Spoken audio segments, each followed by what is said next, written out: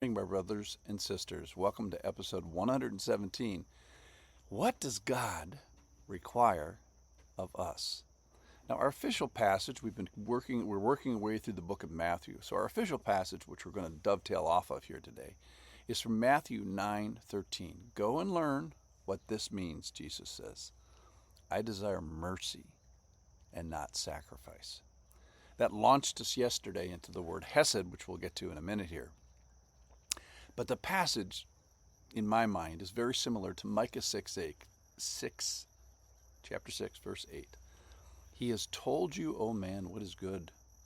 And what does the Lord require of us? What does the Lord require of you? But to do justice, to love kindness, and to walk humbly with your God. So what does the Lord want from me? What are the criteria that he might use to assess me? Well, he tells us in Micah 6:8. Are they a mystery?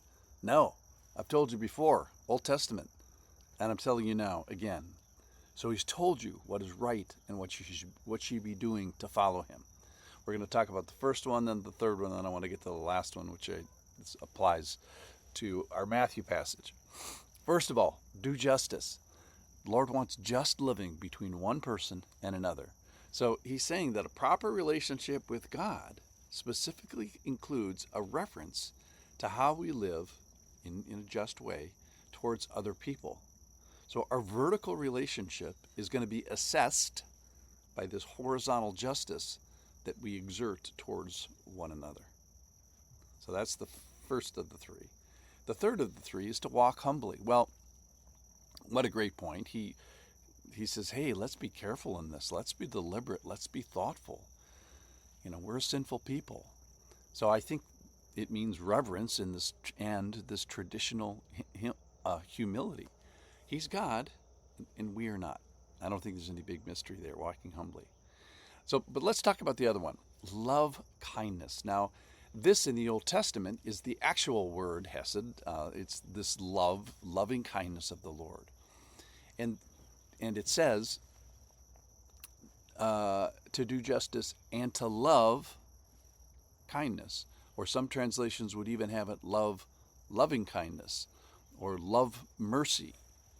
And the reason is they're translating the word hesed, which is translated in all these different ways. So loving kindness, loving hesed, loving kindness, as it is often translated. So the question is, do you love hesed? Do you love the hesed that the Lord provides, this faithfulness when we're unfaithful? That's kind of an easy question, and I think the answer is yes. Steadiness when we're unsteady, faithfulness when we're unfaithful, solidness when we wobble. Who wouldn't? I mean, I can't think of who wouldn't want that. But that's only the first step. To love is to love the Lord's action of hesed for sure. But the second part of that is to love the Lord's hesed so much that I say, I'm going to endeavor to live my life in a certain way to extend this grace the Lord has given me, to extend this grace, and it's not easy, to people that by my assessment, and probably everyone's assessment, they don't deserve it. So will I be like God in this particular way? Will I fix my will on imitating and displaying the character of God in faithful hesed living? Now, he desires this. He requires this of us. So do I love the Lord's hesed, faithful enough to make his characteristic my characteristic? So the people that Jesus is reclining with table, I'm going to go back to the Matthew passage, are sinners and tax collectors. And specifically, they're an easy group to say, hey, they don't deserve this relationship. But then Jesus says, go and learn what this means, which is, I desire mercy, elios, the Hebrew word for hesed in the Old Testament, which is a Hebrew word. He says, I desire mercy and not sacrifice. So the story is in the context of calling Matthew, who is a tax collector, and also our gospel writer here. And he says, follow me. So Matthew rises from his tax collector table, and then later he's found eating with Jesus. Now he gets criticism from the Pharisees to the disciples saying, hey, what are you doing eating, Jesus? What are you doing eating with tax collectors and sinners? So in the story, I'm wondering what it might take to view ourselves as a person in a poor position to receive the mercy of God. What distance do I have to travel to extend this hesed, this undeserved mercy, undeserved faithfulness to others?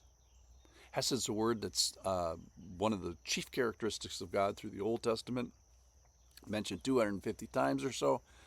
And generally, it's expressed from the Lord's perspective, that the Lord has hesed upon us. Now, the definition is maybe God giving grace to the undeserving, kindness to the ungrateful. I like to say where God butters the bread on both sides. So it's translated steadfast love, kindness, faithfulness, beauty, sometimes loyalty. It's this large, incredibly multifaceted word. So who do you identify in the story with as the Pharisee? Do we sit in righteous judgment and say Jesus should not have a relationship with different sinners, as we call them? But I think the point is for us to take ourselves humbly and say, I could be wrong at this. What about my actions? Could I move towards the little people, the undesirable, the sinners? And do I desire mercy, not sacrifice?